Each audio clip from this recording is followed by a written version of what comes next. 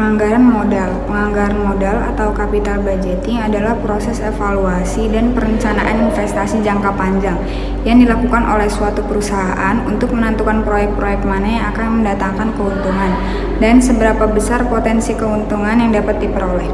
Proses ini meliputi analisis proyek-proyek yang akan diinvestasikan, menentukan metode pendanaan, dan mengevaluasi kinerja proyek setelah investasi dilakukan.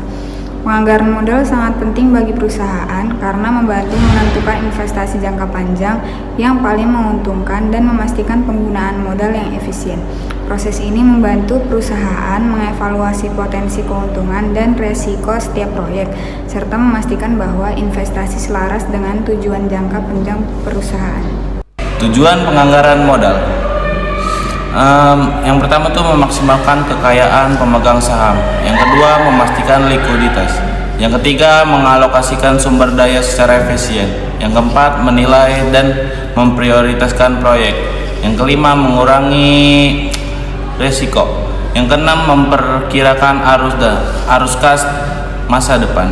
Yang ketujuh, meningkatkan efisiensi keuangan.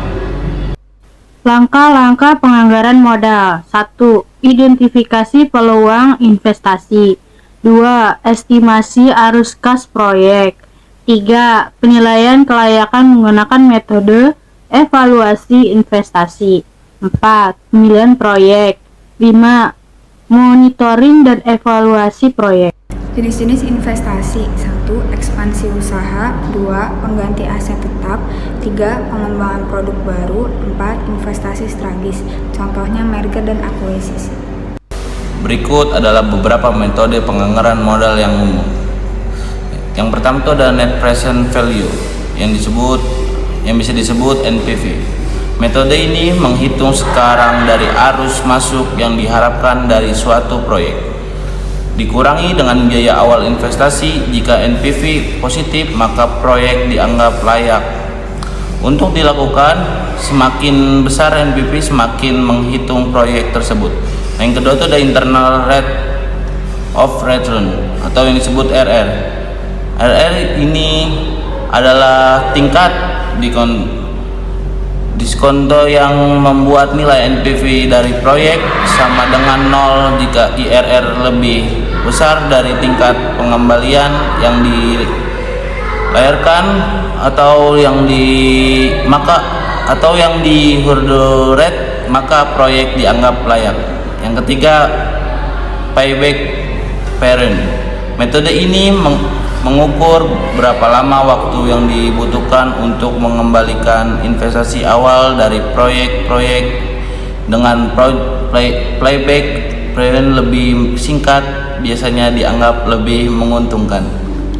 Penganggaran kas. Penganggaran kas atau cash budget adalah sebuah rencana yang rinci tentang penerimaan dan pengeluaran kas perusahaan dalam suatu periode tertentu, yang bertujuan untuk mengontrol dan memprediksi aliran kas yang masuk dan keluar.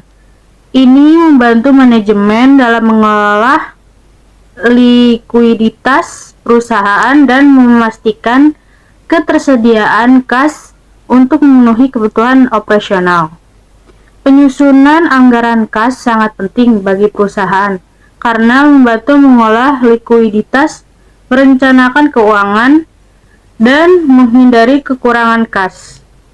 Dengan adanya anggaran kas, perusahaan dapat memprediksi kapan akan mengalami surplus atau defisit kas, serta mengendalikan aktivitas keuangan. Tujuan penganggaran kas. Tujuan anggaran kas adalah untuk mengelola arus kas secara efektif dan efisien dengan memprediksi penerimaan dan pengeluaran kas, serta memastikan ketersediaan dana yang cukup untuk memenuhi kewajiban perusahaan. Anggaran kas membantu perusahaan mengontrol kas, meminimalkan risiko keuangan kas, dan memanfaatkan kelebihan kas untuk investasi. Ini juga ada tujuan penganggaran kas. Yang pertama, menentukan posisi kas akhir. Yang kedua, memperkirakan defisit atau surplus kas. Yang ketiga, memperkirakan kebutuhan pembiayaan. Dan yang keempat, sebagai dasar kebijakan kredit. Yang kelima, sebagai dasar otoritas dana. Yang keenam, sebagai dasar penilaian kinerja. Yang ketujuh, mengontrol kas. Yang ke-8, meminimalisir resiko kekurangan kas. Yang ke-9, memanfaatkan kelebihan kas. Komponen penganggaran kas. 1. Kas awal. Saldo kas pada awal periode. 2. Penerimaan kas. Semua pendapatan tunai, penjualan tunai, penerimaan piutang, dan lain-lain. 3. Pengeluaran kas. Semua pengeluaran tunai, pembayaran gaji, sewa, pembelian, dan lain-lain. 5. Kas bersih. Selisih antara penerimaan dan pengeluaran. 5. Kas akhir. Kas awal tambah kas bersih.